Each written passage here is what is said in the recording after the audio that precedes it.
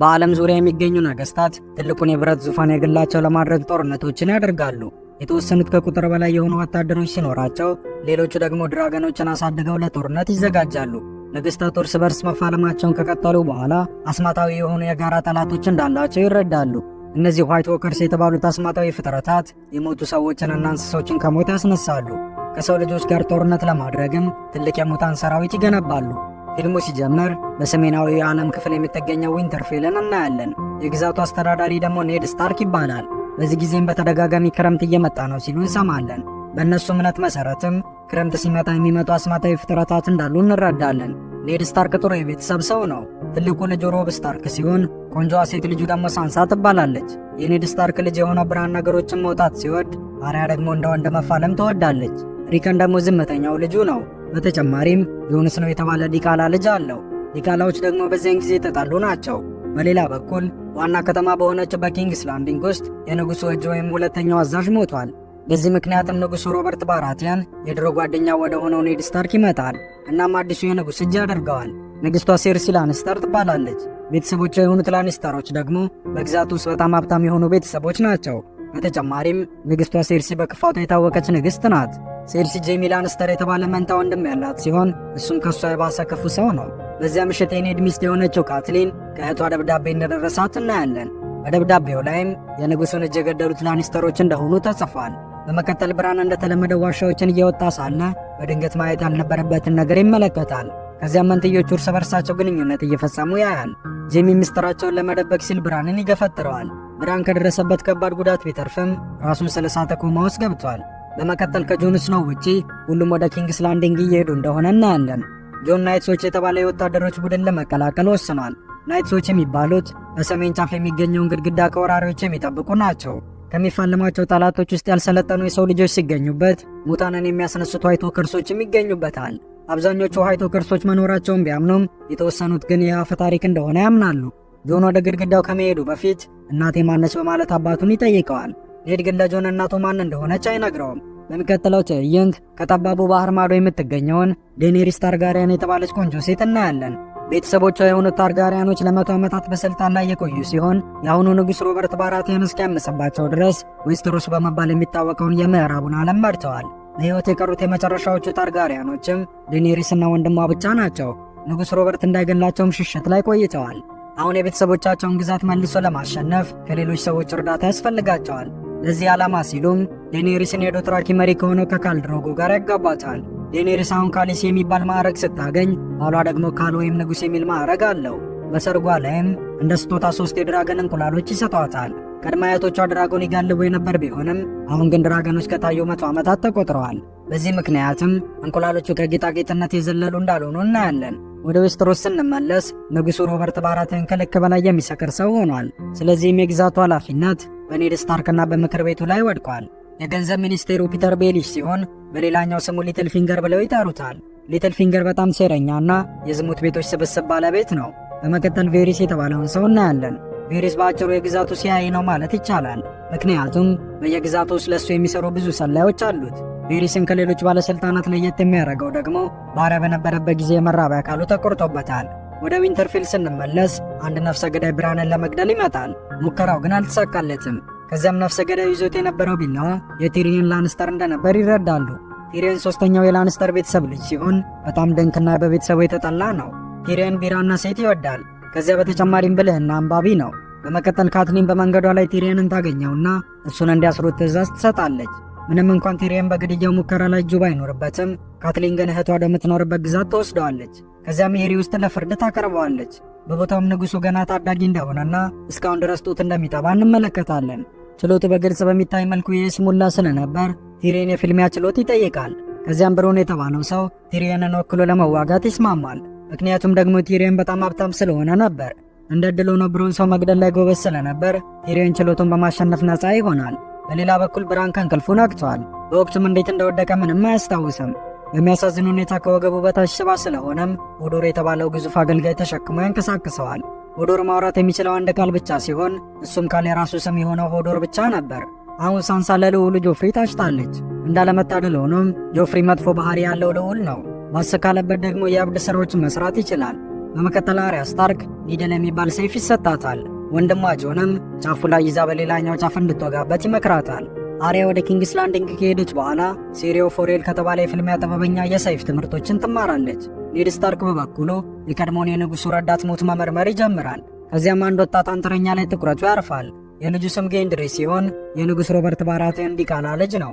ኔድ በታሪክ ውስጥ የነበሩት የባራቴን ዘሮች ሁሉም ጥቁር ጸጉር እንደነበራቸው ይረዳል። ታዲያ የጆፍሪ ጸጉር እንዴት ነጭ ሊሆን ቻለ? እኛ ግን መልሱን እናውቃለን። ኔድም ይህን ቆይቶ ይረዳል።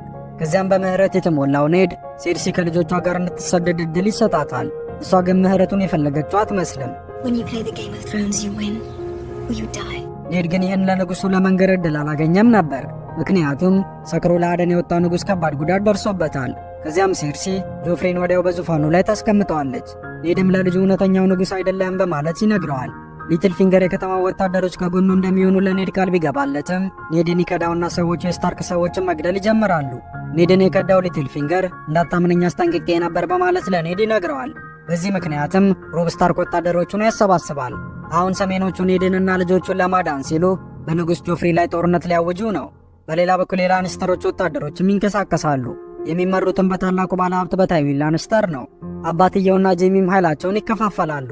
ነገር ግን ሮብ ስታርክ እነሱን ይበልጣቸውና ጄሚን እንደ ምርኮኛ ይዞ ይወስደዋል። በሌላ በኩል የኔድ ስታርክ ችሎት ይደርሳል። ኔድ ቤተሰቡን ለማዳን ሲል ክህደቱን ይናዘዝና ጆፍሪ እውነተኛ ንጉሥ እንደሆነ ይናገራል። ስምምነታቸውም ኔድ ጥፋቱን ካመነ ግድግዳውን የሚጠብቁት ናይትሶች እንዲቀላቀል ነበር። ጆፍሪ ግን ጭንቅላቱን ቁረጡት የሚል ቀጭን ትእዛዝ ይሰጣል።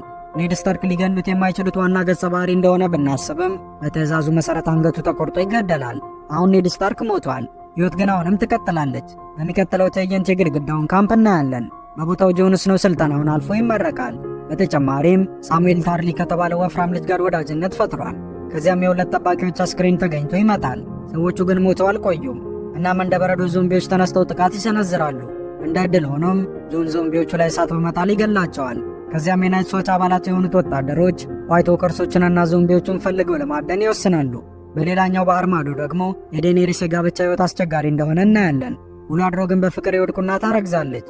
ወታደሮች እስኪሰጡት መጠበቅ ያቃተው ወንድሟ ደግሞ ቃል የተገባለትን የወስተሮስ ዘውድ ይጠይቃል። በዚህ የተናደደው ካልድሮጎ የምትፈልገው ዘውድ ይኸውልህ በማለት የቀለጠ ወርቅ በጭንቅላቱ ላይ ይደፋበታል። እናም ወዲያውኑ ይሞታል። በመቀጠል ዴኔሪስ ጆራ ሞርሞንት ከተባለ ወታደር ጋር ጓደኛ ትሆናለች። ወታደሩ ከዌስተሮስ በግዞት የተባረረ ነበር። መጀመሪያ ላይ ይቅርታ ለማግኘት እየሰለላት የነበር ቢሆንም ከዚያ በኋላ ግን በጣም የወዳትና ታማኝ ይሆንላታል። ካልድሮጎ ዌስተሮስን ለመውረር አስቦ ነበር። ታሪኩን ስናሳጥረው ግን ከጎሳው አባል ጋር ተፋልሞ ጉዳት ይደርስበታል። ቁስሉም ኢንፌክሽን ይፈጥርበታል። ይቺ ጠንቋይ ደግሞ የደም ማስማት ስነ ስርዓት በመጠቀም እንደምታድነው ትናገራለች። ወዲያውም የዴኔሪስ ምጥ ይመጣል። ከዚያም የተወለደው ልጅ ይሞትና የካልድሮጎ ሕይወት ይተርፋል። ነገር ግን መንቀሳቀስም ሆነ መናገር አይችልም ነበር። በመቀጠል ካልድሮጎን በትራስ አፍና ትገለዋለች። ምክንያቱም ይህ ሕይወት ለሱ የሚመጥን አልነበረም። ከዚያም የድራገን እንቁላሎችን በቀብር ስነ ስርዓቱ ላይ ታስቀምጥና በፍላጎቷ ወደ እሳት ውስጥ ትገባለች። ነገር ግን ምንም አልተቃጠለችም ነበር። በተጨማሪም የድራገን እንቁላሎች ተፈልፍለው እናያለን። ከዚህ ጀምሮም ካሊሲ የድራገኖች እናት ተብላ መጠራት ትጀምራለች። በሁለተኛው ምዕራፍ ላይ የአምስቱን ነገሥታት ጦርነት አጀማመር እንመለከታለን። የመጀመሪያው ንጉሥ በብረት ዙፋኑ ላይ የሚገኘው ደደቡ ንጉሥ ጆፍሪ ነበር። ሁለተኛው ንጉሥ ሮብ ስታርክ ሲሆን በሰሜኑ ግዛት ጌቶች የሰሜኑ ንጉሥ ተብሎ ተሰይሟል። ሶስተኛው ንጉሥና አራተኛው ንጉሥ ደግሞ የባራቴን ወንድማማቾች ናቸው። ስታኒስ ባራቴን በዕድሜ ታላቅ ስለሆነ የተሻለ ይጋባኛል ጥያቄ አግኝተዋል። ሬንሊ ባራቴን የበለጠ ታዋቂ በመሆኑ ምክንያት ግን ማርጋሪታ የሬልን ያገባና ግዙፍ ጦር ያገኛል። ማርጋሪ በጣም ቆንጆ ሴት ብትሆንም ሬንሊ ግን ከወንድሟ ሎራስ ጋር የበለጠ ቅርበት አለው። ከስታኒስ ጓደኞች አንዱ የሆነው ሰርዳቮስ ሲሆን ከዚህ በፊት የሰዎች አዘዋዋሪና ታላቅ ተዋጊ ነበር። በተጨማሪም ስታኒስ ሚሊሳንድራ የምትባል ቀይ ጠንቋይ አለችው። ይቺ ጠንቋይ አምላካቸው እሳት እንደሆነ የምታመን ሲሆን እምነቱን ለማስፋፋት ብዙዎችን መስበክ ትወዳለች። ሴቷ ስታኒስ የተመረጠ ሰው እንደሆነ ታምናለች። እናም ከእሱ ጋር ግንኙነት ትፈጽማለች። ከዚያም ወዲያውኑ ታረግዝና ጥቁር መንፈስ ትወልዳለች። የወለደችው ጥቁር መንፈስም ወደ ሬንሊ ካምፕ ተደብቆ በመግባት ሬንሊን ይገለዋል። እናም የጠንቋዩ ጥቁር አስማት ይሰወራል። በሬንሊ ሞት ምክንያት አብዛኛው የሬንሊ ጦር ወደ ስታኒስ ይሄዳል። የታይሪል ቤተሰብ ወታደሮች ግን ወደ ከተማቸው ተመልሰዋል። በዚያን ጊዜ ካትሪን ስታርክ በቦታው ነበረች። ምክንያቱም ልጇ ሮብ ከሬንሊ ጋር እንድትገናኝ ልኳት ነበር። እናም ካትሊን ብሪያን ከተባለችው የሬንሊ ግዙፍ ጠባቂ ጋር ትሸሻለች። አሁን ብሪያን ንጉሷ ስለሞተ ካትሪንን ለማገልገል ወስናለች። በመቀጠል አምስተኛው ተዋጊ ንጉሥ ማን እንደሆነ እናያለን። የንጉሡ ስም ቤሎን ግሬጆይ ሲሆን በውሃ የተከበቡት የአይረን ደሴቶች መሪ ነው። በተጨማሪም የንጉሥ የቲዮን ግሬጆይ አባት ነው። ቲዮን ከስታርክ ቤተሰቦች ጋር በዊንተርፌል የሚኖር ሲሆን ወደዚያ ሲወስዱ ታግተውት ነበር። ኔድ ግን ልክ እንደ ልጁ ያሳደገውና ከሮብ ጋር የወንድማማችነት ያህል ቅርበት ይኖረዋል። በመቀጠል ቲዮን ወደ አባቱ ደሴት ይሄዳል። ከዚያም ከሮብ ጋር በመሆን የላኒስተር ቤተሰቦችን እንዋጋቸው ይለዋል። ቤሎን ግሬጆይ ግን አጋጣሚውን በመጠቀም ዊንተርፌልን ለማጥቃት አቅደዋል። ይህም ቲዮንን አስቸጋሪ ምርጫ ውስጥ ያስገባዋል። አሁን እውነተኛ አባቱን ወይም ልክ እንደ ልጅ ያሳደገውን ቤተሰብ መምረጥ አለበት። እሱ ግን እውነተኛ አባቱን ይመርጣል። ሁሉም የሰሜን ወታደሮች ለጦርነት በመሄዳቸው ምክንያትም ቲዮን ዊንተርፌልን በቀላሉ ይቆጣጠራል። የንጉሥ ሮብ ወንድም የሆኑት ብራንና ወንድሙ ለማምለጥ ቢሞክሩም በመጨረሻ ግን እያዙና ቲዮን ያቃጥላቸዋል። እዚህ ጋር የቲዮንን ከሃዲነት እናያለን። በሌላ በኩል ሮብ ዊንተርፌልን መልሶ ለመቆጣጠር ወታደሮቹን ይልካል። በዚህ ጊዜም የቲዮን ሰዎች ቲዮንን ስለማያከብሩት ይከዱታል። በሚቀጥለው ትዕይንት ብራን እንዳልሞተ እናያለን። በወቅቱ ቲዮን ልጆቹን ፈልጎ ስላላገኛቸው በምትኩ መንገድ ላይ ያገኛቸውን ሕፃናት እንዳቃጠለ እንረዳለን። በሌላ በኩል ሳንሳ ኪንግስ ላንዲንግ ውስጥ ታግታለች። ምንም እንኳን የጆፍሪ እጮኛ ብትሆንም እሱ ግን እሷን በማሰቃየት መደሰትን መርጧል። ትንሿ አርያ ደግሞ ከከተማዋ አመልጣለች። ነገር ግን በላኒስተር ወታደሮች ትያዛለች። እንደ ዕድል ሆኖ ማንነቷን አላወቁም ነበር። በተጨማሪም ነፍሰ ገዳይ ከሆነው ጃካን ጋር ጓደኝነት ፈጥራለች። በእሳት ከመቃጠል ስላዳነችውም የፈለገችውን 3 ሰዎች እንደሚገልላት ቃል ገብቶላታል። የመጀመሪያዎቹ 2 ጥያቄዎች ካባከነች በኋላም ሶስተኛውን ጥያቄ በመጠቀም ከተያዘችበት ቤተ መንግሥት ማምለጫ እንዲያመቻችላት ታደርጋለች። ልክ እንደሱ ምርጥ ነፍሰ ገዳይ መሆን ከፈለገችም የሰጣትን ሳንቲም ለብራቮስ ነዋሪ እንድትሰጥና አንድ ሚስጥራዊ ቃል እንድትነግራቸው መመሪያ ይሰጣታል። ቫላር ሞርጉሊስ ማለት ሁሉም ሰዎች መሞት አለባቸው ማለት ነው። በመቀጠል ንጉሥ ስታኒስ ባራቲያን ኪንግስ ላንዲንግን ለመቆጣጠር ጦሩን እንዳዘጋጀ እናያለን። አብዛኞቹ የላኒስተር ወታደሮች ከሮብ ጋር ጦርነት ላይ ስለሆኑ እዚህ ጋር የቁጥር ብልጫ ተወስዶባቸዋል። በልጦ ቲሪዮን ግን ዋይልድ ፋየር የተባለ ነዳጅ በመጠቀም የስታኒስን ብዙ መርከቦችና ወታደሮች ያጠፋቸዋል። ስታኒስ ግን በሕይወት የተረፈ ሲሆን አሁንም በቁጥር በዛ ያለ ሰራዊት አለው። ከዚያም ውጊያው አስከፊ እየሆነ ይሄዳል። ቆይቶም ቀሪዎቹ የላኒስተር ወታደሮች ወደ ከተማው ይመጣሉ። ታይዊን ላኒስተር ከተማዋን ለማዳን ሲል ከሮብ ጋር የነበረውን ውጊያ ትቶ ተመልሷል። በተጨማሪም የታይሪል ቤተሰቦች ልጃቸው ማርጀሪን ከጆፍሪ ጋር በማጋባት ከላኒስተር ቤተሰቦች ጋር ለመቀላቀል አቅደዋል። ስታኒስ በበኩሉ ከባድ ሽንፈት ቢደርስበትም አሁንም የተመረጠው ንጉሥ እሱ እንደሆነ ያስባል። ይህ በእንዲህ እንዳለ ዴኔሪስን ከድራገኖቿ ጋር እናያታለን። አሁንም ግን ሕፃናት ስለሆኑ መዋጋት አይችሉም። ካርዝ ወደሚባል ከተማ ከተሰደደች በኋላም አንድ አስማተኛ ጠንቋይ ያግታታል። ነገር ግን ድራገኖቿ እሳት መጥፋት ይጀምሩና ያገታተን አስማተኛ አቃጥለው ይገሉታል። እናም ካሊሲን ነፃ ያወጣታል። ወደ ሰሜናዊ ግድግዳ ስንመለስ ጆን ስኖውን ከናይትስ ዋች ወታደሮች ጋር እናየዋለን። እናም ከተወሰኑ የበረዱ ሰዎች ጋር ይዋጋሉ። ከመካከላቸውም አንድ ፀጉር ያላት ቆንጆ ትገኛለች። ጆን ሴቷን ሊገላት ቢሞክርም በጣም ስላዘነላት እሷን መግደል ይሳነዋል። የሴቷ ስም ይግሪት ይባላል። ይግሪት የበረዶ ነዋሪዎቹ አባል ስትሆን የእሷ ማህበረሰቦች ከተማዎቹን አይተው አያውቁም። ይህ የሆነውን ግድግዳውን ማለፍ ስላልቻሉ ነው። እንዳለመታደል ሆኖም የበረዶ ሰዎቹ ጆንንና ባልደረባውን ይይዟቸዋል። ባልደረባውም እኔን ከገደልከኝ የእነሱን አመኔታ በማግኘት አባላቸው መሆን ትችላለህ በማለት ለጆን ይነግረዋል። ጆንም እንዳለው ለማድረግ ሰውየውን ይገለዋል። ይህ በእንዲህ እንዳለ የተቀሩት የናይትሶች ወታደሮች በአንድ ዋይት ዎከር ጥቃት ይደርስባቸዋል። ይህ ዋይት ዎከር የበረዶ ዞምቢዎችን ሰራዊት እየመራ ነው። ወታደሮቹ እንደምንም ከጥቃቱ ያመልጡና ክራስተር ወደ ተባለው ሰው መኖሪያ ይሄዳሉ። ክራስተር በጣም መጥፎ ባህሪ ያለው ሰው ሲሆን የወለዳቸውን ሴቶች አሳድገው በማግባት ይታወቃል። ሳም በበኩሉ ወንድ ልጅ የወለደችውን ጊሊ የተባለች ሴት መውደድ ይጀምራል። ከዚያ ግን በናይት ዋች አባላት መካከል ጸብ ይነሳል። በዚህ ምክንያትም ሳምና ጊሊ ሕፃኑን ይዘው ያመልጣሉ። ነገር ግን አንድ ዋይት ዎከር የሕፃን ጠረን ስለተሰማው ሕፃኑን ለመውሰድ ይመጣባቸዋል። ዋይት ዎከሮች ደግሞ የብረት ጎራዴ በመሳሰሉ መሳሪያዎች አይሞቱም። ሳም ግን የድራገን ግላስ ጩቤዎችን አግኝቶ ስለነበር እነሱን በመጠቀም ዋይት ዎከሩን ይገለዋል። ወደ ኪንግስ ላንዲንግ ስንመለስ ታይዊን ላኒስተር ሁሉንም ነገር ተቆጣጥሯል። ማርጀሪ ደግሞ የንጉሥ ጆፍሪ እጮኛ ስትሆን አስቸጋሪውን ወጣት ንጉሥ በሚገባ ትቆጣጠረዋለች። በሌላ በኩል ብቸኛ የሆነችው ሳንሳን ከቲሪዮን ላኒስተር ጋር ያጋባታል። ሁለቱም በጋብቻው ደስተኛ ባለመሆናቸው ምክንያትም ቲሪዮን ሳንሳን ላለማስጨነቅ ይሞክራል። ቲሪዮን ሼ የምትባል ሴተኛ አዳሪ አፍቅሮ ስለነበር ከእሷ ጋር ጥሩ ጊዜዎችን ማሳለፍ መርጧል። በዚህ ሁሉ ጊዜ ወንድሙ ጄሚ ላኒስተር የሮብ ስታርክ እስረኛ ነበር። ከዚህ በፊት በአንድ ወቅት ኤሪስ ታርጋሪያን የሚባል ንጉሥ ገድሎ ስለነበር ኪንግስሌር ወይም ንጉሥ ገዳይ የሚል ስም ወጥቶለታል። በወቅቱ የንጉሡ ጠባቂ የነበር ስለሆነም ጄሚ በሰዎች ዘንድ እንደ ከሃዲ ይቆጠራል። ካትሊን ጄሚ እንዲሄድ ከፈቀደችለት በኋላም ሴት ልጆቿን በምትኩ ለማስለቀቅ አቅዳለች። እናም ብሪያንን ከጄሚ ጋር ትልከዋለች። በመንገዳቸው ላይ ግን በሰዎች ይያዙና ሰዎቹ የጄሚን አንድ እጅ ይቆርጡበታል። በሌላ በኩል አርያ ራሳቸውን የወንድማማቾች ቡድን ብለው የሚጠሩ ሰዎችን ታገኛለች። በተጨማሪም ሰዎቹ ሳንድሮ ክሊጌንን ወይም በሌላ ስም አነፍናፊ ውሻ የተባለውን ሰው ይዘውታል። ሳንድሮ የጆፍሪ ጠባቂ ነበር ሲሆን የተካተለ ፊት ያለው በጣም አስፈሪ ሰው ነው። ነገር ግን እንደሚታየው ጨካኝ ሰው አልነበረም። ከቀናት በኋላ ማሪያን አፍኖ ይወስዳታል።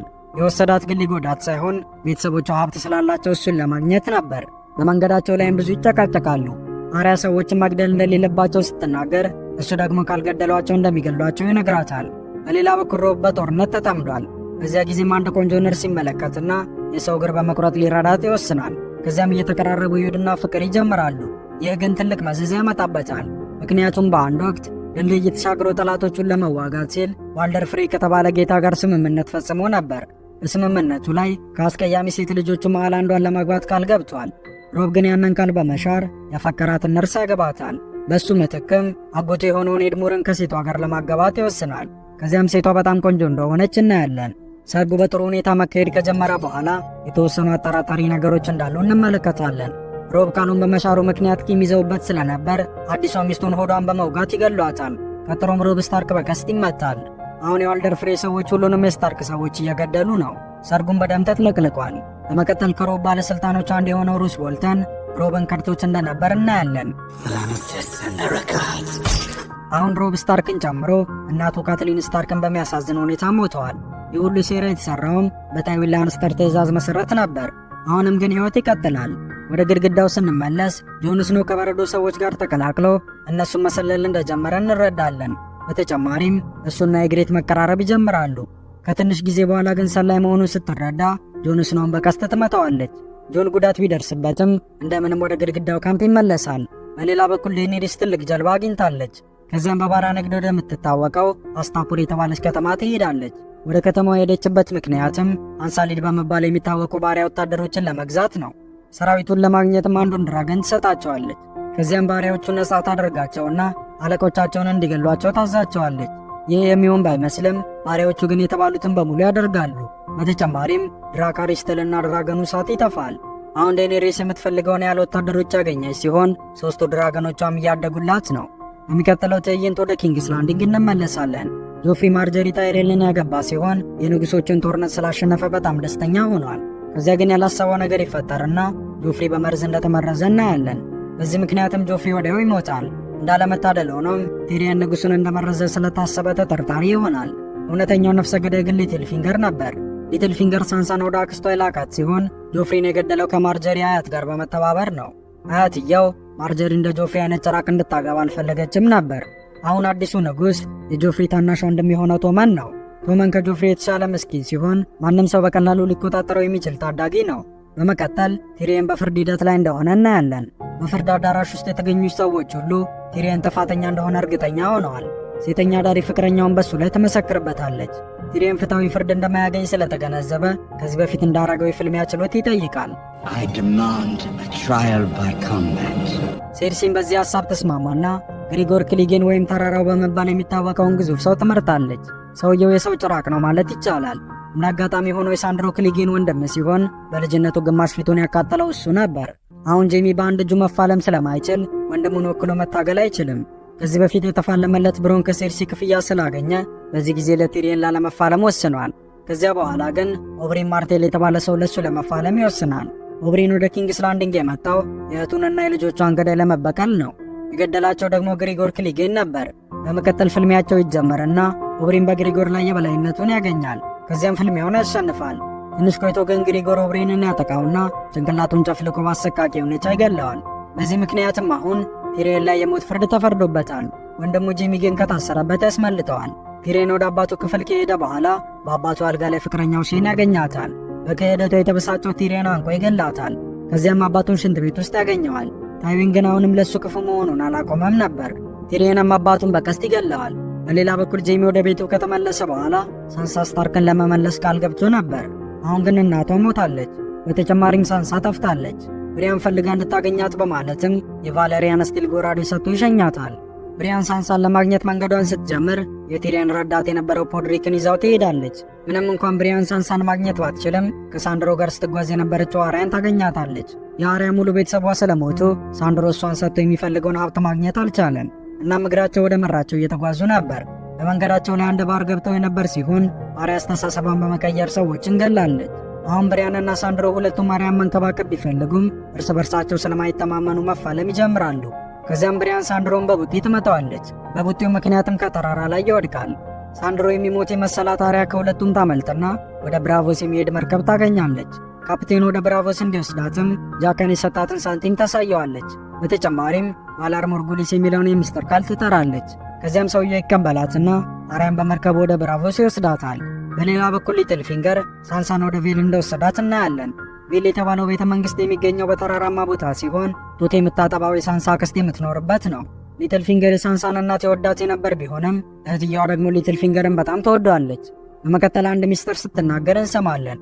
በፊልሙ መጀመሪያ ላይ ላኒስተሮች የንጉሱን ረዳት እንደገደሉት የሚገልጽ ደብዳቤ ለካትሊን ስታርክ ሲሰጥ አይተን ነበር። በወቅቱ የንጉሱን ረዳት የገደሉት ሁለቱ ሲሆኑ ጦርነት ለማስነሳት በሚል በላኒስተሮች ላይ አሳበዋል። ሊትል ፊንገር ይህን ያደረገው በብጥብጥ መሃል ጥሩ ነገሮችን እንደሚያገኝ ስለሚያስብ ነው። እሱ ግን የሳንሳን አክስት አይወዳትም ነበር። በዚህ ምክንያትም ወደ ገደል ጥሎ ይገላታል። በመቀጠል ሊትል ፊንገር በካትሊን ላይ የነበረውን ፍቅር ወደ ልጇ ሳንሳ እንዳዘዋወረ እናያለን። ሳንሳ ፒተር ባደረገው ነገር ብትደነግጥም መረጋጋት እንዳለባት በማመን ነገሮችን ለማቅለል ትሞክራለች። ሊትል ፊንገር የቬሉ አስተዳዳሪ በመሆኑ ምክንያትም ለተወሰነ ጊዜ ጓደኛ ሆና ለመቆየት ወስናለች። በሌላ በኩል ብራን ከወደቀበት ጊዜ ጀምሮ 3 አይን ያለው ቁራ በህልሙ ያይ ነበር። ከዚያም ታናሽ ወንድሙ ሰዎች ጋር ያስቀምጠውና በሰሜን ጥግ የሚገኘውን ግድግዳ አልፎ ይሄዳል። እዚያም አንድ አስማታዊ ዛፍ አግኝቷል። ዛፉ በአጽሞች የሚጠበቅ ቢሆንም ብራን አዲስ ያገኘውን አስማታዊ ኃይል ተጠቅሞ የሆዶርን አእምሮ ይቆጣጠራል። የሆዶርን አካል በመጠቀምም አጽሞቹን ይሰባብራቸዋል። ከዚያም ከዛፍ ስር ወዳለ ዋሻ ይገቡና በውስጡ የዛፍ አስማት የሚያስተምር ሽማግሌ ያገኛሉ። በሌላ በኩል ጆን ስኖው የበረዶ ሰዎቹና ግዙፎቹ ሰዎች ግድግዳውን እንዳያልፉ ለማድረግ ለመፋለም ይዘጋጃል። በቦታውም በጣም ኃይለኛ ጦርነት ይጀምራል። ብዙም ሳይቆይ ከኢግሪት ጋር ፊት ለፊት ይገናኛሉ። ኢግሪትም ጆንን የመግደል ጭካኔ አላገኘችም። ከኋላ ግን ሌላ ሰው በቀስት ይመታታል። በመቀጠል በጆን ስኖው እቅፍ ውስጥ ሞትና በጣም አሳዛኝ የሆነ ትዕይንት እናያለን።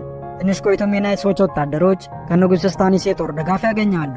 ስታኒስ እርዳታ የሚጠይቅ ደብዳቤ ከጆን ስኖው ተልኮለት ስለነበር እሱን ለመርዳት ወደ ሰሜኑ ግድግዳ አምርቷል። ዴኔሪስ በበኩሏ ሜሪን የተባለችውን ከተማ በመውረር ባሪያዎቹን ነጻ ታወጣለች። በዚህ ጊዜ ግን ለባሪያ ነጋዴዎቹ ምንም ምሕረት አላሳየችም። አሁን ወደ ኤስተሮስ በመርከብ መሄድ ብትችልም ከከተማው ከወጣች ባሪያዎቹን እንደገና እንደሚያሰቃዩ ታስባለች። በዚህ ምክንያትም በከተማው ለመቆየትና ለማስተዳደር ትወስናለች።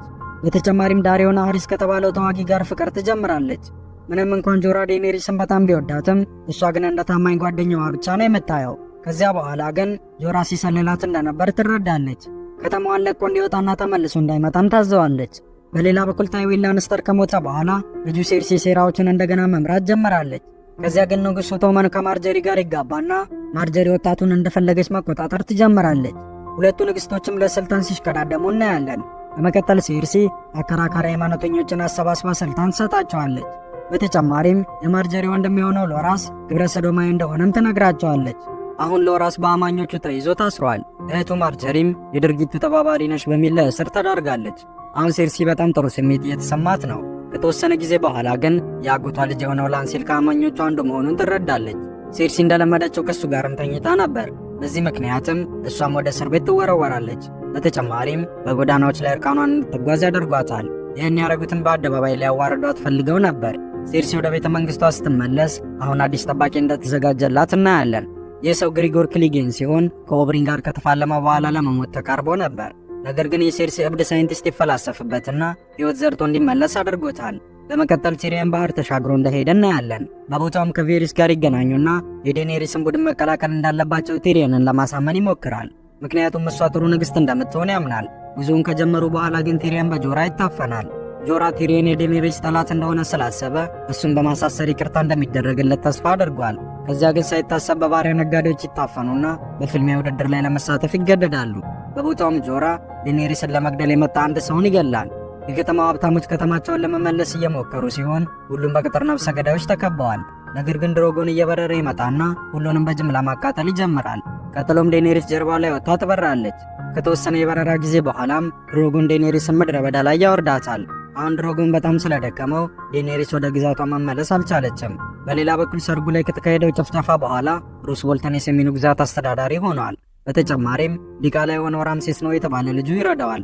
በመቀጠል ራምሴ ቲዮን ግሬጆይን አግኝቶ እንዳገተው እናያለን። ራምሴ ሰዎችን ማሰቃየት የሚወድ ጨካኝ ሲሆን ቲዮንም በማሰቃየት መዝናናት ይወዳል። ይባስ ብሎ መራቢያ አካሉን ቆርጦበታል። አሁን ለቲዮን ሪክ የሚል አዲስ ስም ያወጣለት ሲሆን ቲዮን የራምሴ ውሻ ሆኗል ማለት ይቻላል። ሊትል ፊንገር በበኩሉ ሳንሳ ይህን ሰው እንድታገባው አሳምኗታል። ነገር ግን ራምሴ ጭራቅ እንደሆነ ማንም ሰው ያውቅም ነበር። አሁን ሳንሳ እስረኛ ሆናለች ማለት ይቻላል። ወደ ሰሜኑ ግዛት ስንመለስ ስታኒስ አሁንም ተስፋ እንዳልቆረጠ እናያለን። ከላይ ወደ ታች ወረራ በመፈጸምም ድፍን ዓለምን ለመቆጣጠር ወስኗል። በመንገዳቸው ላይ ግን ሰራዊቱ በረዶውን መቋቋም ስላቃታቸው ጠንቋዩ ሜሊሳንድራ አንድ ሀሳብ ታቀርባለች። ሀሳቧም የንጉሥ ደም መስዋዕት በማድረግ ሰራዊቱን ከሞት እናድን የሚል ነበር።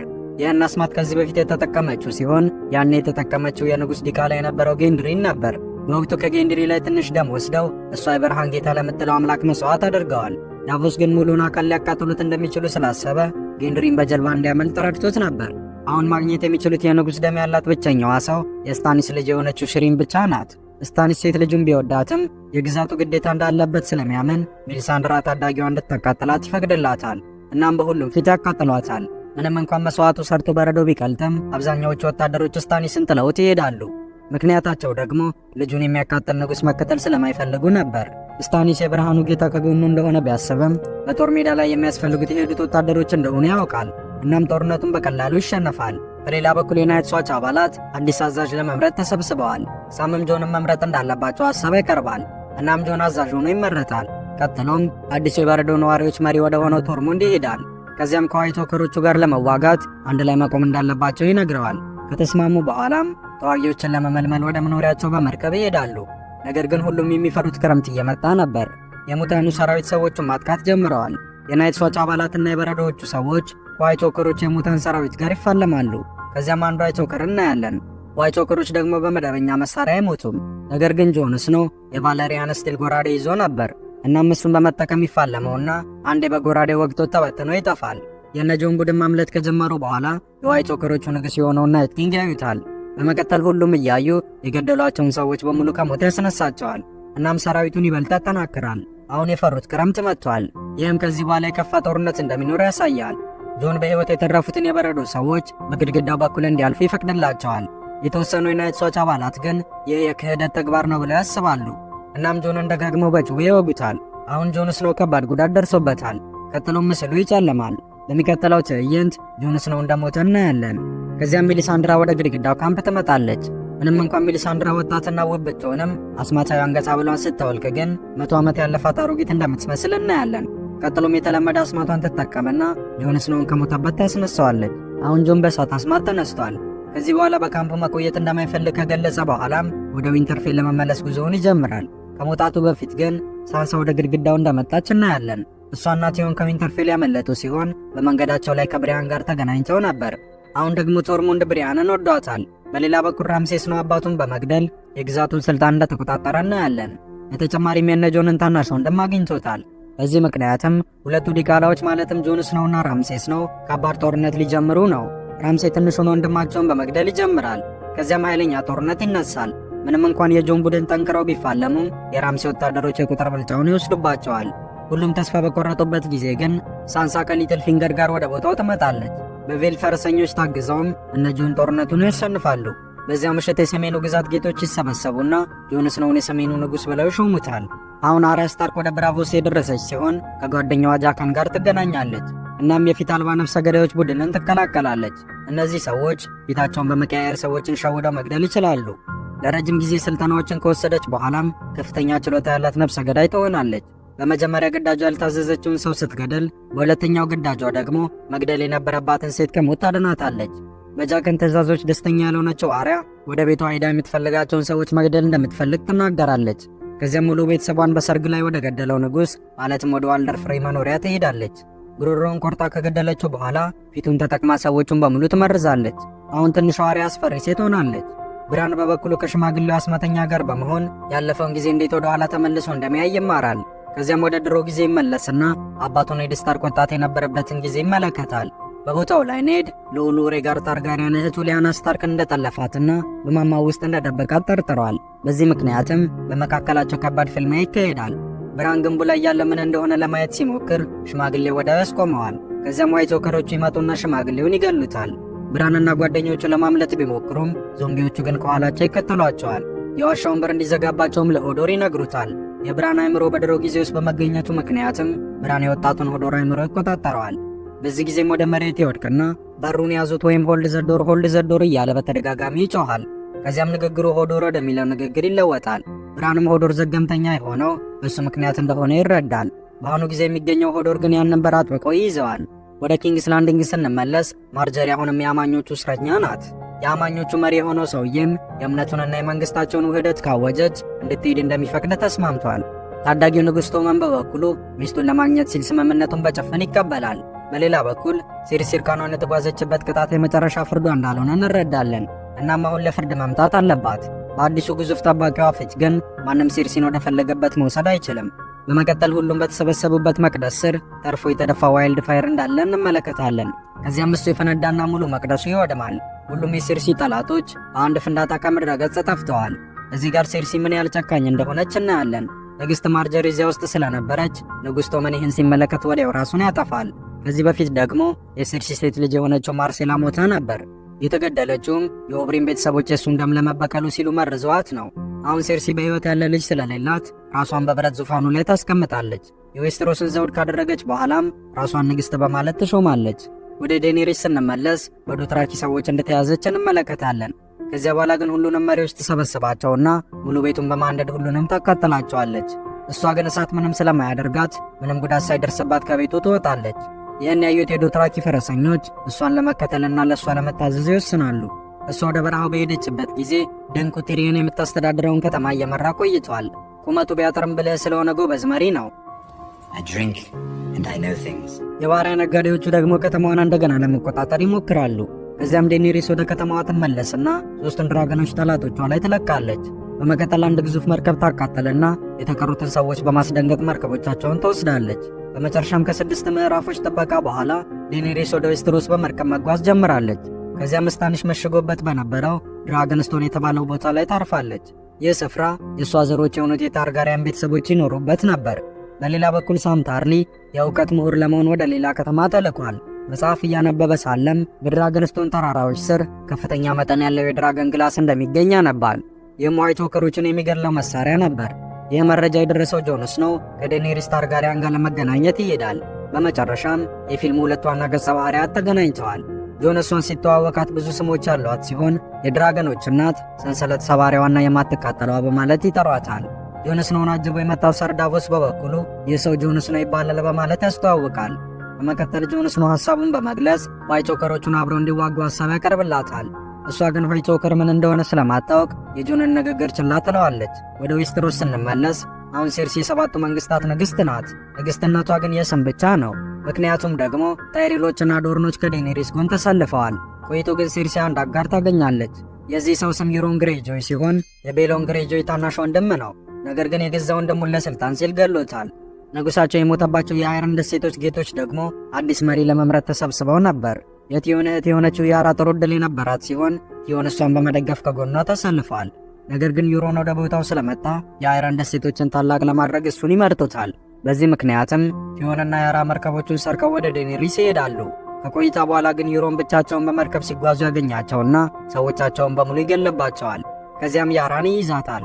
ራምሴ ካደረገበት የሞራል ጉዳት ያልዳነው ቲዮን በበኩሉ ከመርከቡ ዘሎ እንደምንም ይተርፋል። ስለዚህ ዩሮን በድል ተመልሷል። ወደ ሲርሲ ከቀረበ በኋላም ያመጣላትን ስጦታ በደስታ ያሳያታል። እሷም ከጦርነቱ በኋላ እንደምታገባው ትነግረዋለች። እሷ ግን አሁንም ከወንድሟ ጋር መተኛት አላቆመችም። ይባስ ብሎም በድጋሚ ከመንታ ወንድሟ እንዳረገዘች እንረዳለን። በሌላ በኩል ቲሪዮን ካስተርሊ ሮክ የተባለችውን የላኒስተሮች ግዛት ለመያዝ አንድ ዕቅድ አውጥቷል። በነገራችን ላይ የዴኔሪስ የባሪያ ወታደሮች መሪ ግሬይ ወርም በመባል ይታወቃል። በተጨማሪም ግሬይ ወርም የዴኔሪስ አማካሪ ከሆነችው ከሚሳንዴ ጋር ፍቅር ጀምሯል። እናም አብረው ጥሩ ጊዜያትን አሳልፈዋል። የዴኔሪስ ጦሮች ቤተ መንግሥቱን በቁጥጥራቸው ስር ያውላሉ። ነገር ግን በቦታው ምንም አልነበረም። ጄሚ የላኒስተሮችን ጦር በሌላ መንገድ የወሰደ ሲሆን የታይሬሎችን ግዛት ለመውረር አቅዶ ነበር። ከዚያም እቅዱ በቀላሉ ይሳካለትና ሁሉንም የታይሬሎች ቤተሰብ ሀብት መዝረፍ ይጀምራል። በዚህ ጊዜም የላኒስተር ቤተሰቦች እየደዩ እንደነበር እንረዳለን። ጦርነቶችን ለማሸነፍ ደግሞ ብዙ ሀብት ያስፈልጋል። ብሮን የተወሰነ ወርቅ ያገኘ ሲሆን ጄሚን በብዙ ነገሮች እየረዳው ነው። በአንድ ወቅት ጄሚ ቤተ መንግሥት እንደሚሰጠው ለብሮን ቃል ገብቶለት ነበር። ስለዚህም አብሮት ይቆያል። ቁጭ ብሎ መጠበቅ የሰለቻት ዴኔሪስ የዶትራኪ ፈረሰኞችን ወደ ጦር ሜዳ ትልካለች። በተጨማሪም ድራገኖቿን ታስከትላለች። ድራገኖች በጦርነት መሃል ሲገቡ በአጭሩ የኒኩለር ቦምብ ናቸው ማለት ይቻላል። ግዙፉ ድራጎን መሬት ላይ ሲያርፍ ያየው ጄሚ አጋጣሚውን በመጠቀም እሱን ለመግደል ይወስናል። ትልቅ ስህተት እንደሰራ በተረዳበት ወቅትም ብሩን ይመጣና ገፍትሮ ውሃ ውስጥ ይከተዋል። ከዚያም ጦርነቱ ካለበት ስፍራ እስኪርቁ ይዋኛሉ። በመቀጠል ብሮን ቃል የተገባለትን ቤተ መንግሥት እስካልተቀበለ ድረስ በፍጹም እንዲሞት እንደማይፈቅድለት ይነግረዋል። ዴኔሪስ በሕይወት የተረፉትን ካሰባሰበች በኋላ ወይ ለእሷ እንዲዋጉ ካልሆነ ደግሞ በድራገን እንዲቃጠሉ አማራጭ ትሰጣቸዋለች። ራንዳል ታርሊ ግን እጅ ለመስጠት ፈቃደኛ አልሆነም። ይህ ሰው የሳም ታርሊ አባት ሲሆን በጣም ጨካኝና ለሳም መጥፎ አባት የነበር ሰው ነው። የሳም ወንድም ግን ጥሩ ሰው ነበር። ቲሪን ሰዎቹን እንድትመራቸው ለዴኔሪስ ቢነግራትም እሷ ግን የእሱን ምክር መስማት አልፈለገችም። እናም ድራካሪስ የሚለውን ቃል ትጠራና ድራገኑ ሰዎቹን በእሳት ያቃጥላቸዋል። ይህም የተቀሩትን ሰዎች እንዲታዘዙላት ያደርጋል። በሌላ በኩል ዋይት ዎከሮቹ ቁጥር ስፍር ከሌላቸው የሙታን ወታደሮቻቸው ጋር እየመጡ ነው። ጆን ስኖውም ለዴኔሪስ ስለነሱ ለማስረዳት ይሞክራል። እሷ ግን ጦርነቱ ስለሆነች ልትረዳው አትችልም። ስለዚህ ቲሪን አንድ የእብድ ሐሳብ ያመጣል። በሐሳቡም አንድ ዞምቢ ይዘው ለሴርሲ ማሳየት እንዳለባቸው ይገልጻል። ሴርሲን እውነቱን እንድትረዳ ካደረጓትም እርቅ ለማድረግ እንደምትስማማ እርግጠኛ ሆኗል። ጆን ሐሳቡ የጅል ሐሳብ እንደሆነ ቢሰማውም ሌላ አማራጭ እንደሌላቸው ያምናል። ስለዚህ ጆን ስኖው 7 ሰዎችን ያካተተ ቡድን ያሰባስባል። ከእነሱ መካከልም የበረዶ ነዋሪዎቹ መሪ የሆነው ቶርሙንድ ይገኝበታል። ሳንድሮን በመካከላቸው ይገኛል። ሳንድሮ ከተራራ ወድቆ የተረፈ ሲሆን ከዚያ በኋላ ከጫካ ሰዎች ጋር መኖር ጀምሮ ነበር። ከዚያ ግን ሁሉም በመገደላቸው ምክንያት ገዳዮቹን ለመበቀል ብዙ ርቀት ተጉዟል። ከዚያም ከእሳት አምላኪዎች ጋር ይገናኝና መጠጥና የሚበላው ምግብ ስለሰጡት ከእነሱ ጋር ቆይቷል። ወደ ጆን ቡድን ስንመለስ ጆራ ሞርሞንትን በቦታው እንዳለ እንመለከታለን። ጆራ ክፉኛ ታሞ የነበር ቢሆንም ሳም በሚማርበት ቦታ ላይ እሱን ስላገኘው ተምሮ ያገኘውን እውቀት በመጠቀም ከሞት አድኖታል። በጆን ቡድን ውስጥ የንጉሡ ዲቃላ የሆነው ጌንድሪ ይገኝበታል። ጌንድሪ በአሁኑ ወቅት አንጥረኛ ሆኗል። ሰርዳቭስ ከዚህ ሁሉ መከራ እንዳስመለጠው ብናስብም አሁን ግን ተመልሶ መጥቷል። እናም አዲስ መዶሻ መሰል መሳሪያ ሰርቷል። የጆን ቡድን ከብዙ ዞምቢዎች ጋር ከተፋለሙ በኋላ አንዱን ዞምቢ ያግቱታል። ነገር ግን የሙታኑ ጦር በብዛት ይመጡባቸዋል። በመቀጠል ጆን ጌንድሪን ወደ ግድግዳው እንዲሮጥና እርዳታ እንዲጠራ ያዘዋል። ጌንድሪም አስገራሚ በሆነ ሁኔታ ለረጅም ሰዓታት ለማቋረጥ ሮጦ ወደ ግድግዳው ይደርሳል። የቀሩት 6ቱ ግን ዞምቢዎቹ መዋጋት አለባቸው። አሁን ነገሮች ጥሩ አይመስሉም። ከዚያ በኋላ ግን ድራገኖች ወደ ቦታው ይመጣሉ። አሁን በዴኔሪስ እርዳታ አብዛኞቹን ዞምቢዎች በድራገን እሳት ያቃጥሏቸዋል። ከዚያ ግን ናይት ኪንግ አንድ ተንኮል ያስብና ወደ ሰማይ ግዙፍ ጦር ይወረውራል። ከዚያም ከድራገኖቹ አንዱን አንገቱን ይመታዋል። ድራገኑም ወድቆ ቀስ በቀስ ይሞታል። የተቀሩት ግን ከቦታው ማምለጥ ችለዋል። ለስብሰባ ወደ ኪንግስ ላንዲንግ ከሄዱ በኋላ ሳንድሮና ግሪጎር ፊት ለፊት ይፋጠጣሉ። ሳንድሮ ታላቅ ወንድሙን የሚጠላው ፊቱን ስላቃጠለበት ነበር። ዞምቢዎቹ እውነት መሆናቸውን ለሁሉም ካሳዩ በኋላ ሴርሲ ጦርነቱን አቁማ ለመታረቅ ትስማማለች። በተጨማሪም ዋይት ዎከሮቹን በጋራ እንደሚፋለሙ ትገልጻለች። ሴርሲ የተናገረችው በሙሉ ግን ውሸት ነበር። እነሱና ዋይት ዎከሮቹ እርስ በርስ እንዲገዳደሉ ትፈልጋለች። እናም በዚህ በጣም ደስተኛ ናት። ይባስ ብሎም ብዙ ቅጥረኞችን ለማምጣት ዩሮን ግሬጆይን በሚስጥር ትልከዋለች። በዚህ ሐሳቡ ያልተስማማው ጄሚ ላይ ትልቅ የባህሪ ለውጥ እየታየበት እንደሆነ እናያለን። ከቅርብ ጊዜ ወዲህ ጥሩ ሰው ለመሆን እየሞከረ ነው። እናም ሴርሲ ከሁሉም የከፋች እንደሆነ ተረድቷል። በዚህ ምክንያትም እነ ጆንን ለመርዳት ብቻውን ወደ ሰሜን ይሄዳል። አሁን ሴርሲ ቤተ መንግሥቱ ውስጥ ብቻዋን ቀርታለች። ይህ በእንዲህ እንዳለ ብራን ስታርክ ወደ ዊንተርፌል ይመለሳል። አሁን ብራን ጠንካራ የዛፍ ጠንቋይ ሆኗል። አርያ ወደ ዊንተርፌል የተመለሰች ሲሆን እሷ ደግሞ አደገኛ ነፍሰ ገዳይ ሆናለች። ይህን ያየችው ሳንሳ ታናሽ ወንድሞቿና እህቶቿ ምን እንደሆኑ ግራ ይገባታል። በመቀጠል ሊትል ፊንገርን እናየዋለን። በተጨማሪም በመካከላቸው አለመተማመንን ለመዝራት ሳንሳን ያናግራታል። ሊትል ፊንገርና አርያ እርስ በርስ የተጠማመዱ ሲሆን በመጨረሻም ሊትል ፊንገር ያሸነፈ ይመስላል። ከዚያም ሳንሳ እህቷን ለፍርድ ታስጠራትና በሀገር ክህደት እንደተከሰሰች ትናገራለች። ከዚያም የተከሰሰችው አርያ ሳትሆን ፒተር ቤሊሽ ወይም ሊትል ፊንገር እንደሆነ እናያለን። አሁን ሁሉም ያላቸውን ክስ አቅርበዋል። በተጨማሪም ብራን አስማቱን ተጠቅሞ የድሮውን ጊዜ ስለተመለከተ ሊትል ፊንገር አባታቸውን እንደቀዳው ተረድቷል። ስለዚህም የኔድ ስታርክ ልጆች ይገሉታል። አሁን የሴራ አባት የሆነው ሊትል ፊንገር ሞቷል። በሌላ በኩል ሳም ወደ ዊንተርፌል ይሄድና ከብራን ጋር ለመነጋገር ይሞክራል። ከዚያም ብራን ወደ ድሮ ጊዜ ተመልሶ በዚያ ህንፃ ላይ ምን እንደተፈጠረ ለማየት ይሞክራል። እንደተጠበቀውም የታፈነችውና የኔድ እህት የሆነችው ሊያና ስታርክ ትገኛለች። ነገር ግን ታግታ አልነበረም። ይልቁንስ ሬጋር ታርጋሪያንን ወዳው ስለነበር አብራው ከሱ ጋር ሸሽታ ነበር። ከዚያም ከቤተሰባቸው ጋር ተደብቀው ተጋብተዋል። ልጅም ይወልዳሉ። በመቀጠል ያ የተወለደው ሕፃን ጆን ስኖው እንደሆነ እንረዳለን። ኔድ እሱን ከነፍሰ ገዳዮች ለመጠበቅ ሲል ጆን የሬጋር ታርጋሪያን ልጅ መሆኑን ለዓመታት ደብቆለታል። ይህ ማለት ጆን የእሱ ሳይሆን የእህቱ ልጅ ነው። ጆን የሬጋር ታርጋሪያን ልጅ በመሆኑ ምክንያትም ትክክለኛው የበረት ዙፋኑ ወራሽ ነው። ይህን ያወቁት ሳምና ብራን ግራ ይጋባሉ። ይህ ማለት በሌላ ቋንቋ ጆን የዴኔሪስ የወንድም ልጅ ነው። እነዚህ ሁለቱ ስለዚህ የሚያውቁት ታሪክ የለም። ከዚያም ጆንና ዴኔሪስ አብረው ይተኛሉ። ይህ በእንዲህ እንዳለ ዋይት ዎከሮች ወደ ግድግዳው ደርሰዋል። እስከ ዛሬ ግንቡን መሻገር ያልቻሉትም በጣም ረጅምና ጠንካራ ስለሆነ ነበር። በአሁኑ ጊዜ ግን የሞተውን ድራገን ከበረዶ ውስጥ በሰንሰለት አስረው አውጥተውታል። ከዚያም ናይት ኪንግ አስማቱን ይጠቀምና የሞተውን ድራገን በቀላሉ ያስነሳዋል። በመቀጠል በግድግዳው ላይ ሰማያዊ ነበልባል ይተነፍስና ግዙፉ ግንብ መፈራረስ ይጀምራል። በፊት ወደ ከተሞች እንዳይሄዱ የሚያደርጋቸው ግንብ ስለፈረሰ የሰው ልጆች ሕይወት አደጋ ላይ ወድቋል። ከዚህ በኋላም የዋይት ዎከሮቹ ሰራዊት ወደ ዊንተርፌል መገስገስ ይጀምራሉ። በመጨረሻም ሁሉም የፈሩት አስጨናቂው ክረምት ደርሷል። በዚህ ቪዲዮ ላይ ያቀረብኩላችሁ ከምዕራፍ 1 እስከ ምዕራፍ 7 ያሉትን 67 ክፍሎች ነበር። 8ኛውንና የመጨረሻውን ምዕራፍ በቀጣይ ቪዲዮ ለብቻ የማቀርብላችሁ ይሆናል። ፊልሙ ሲለቀቅ ቶሎ እንዲደርሳችሁ ላይክ እና ሰብስክራይብ በማድረግ የደውል ምልክቷን ማብራት እንዳይረሳ።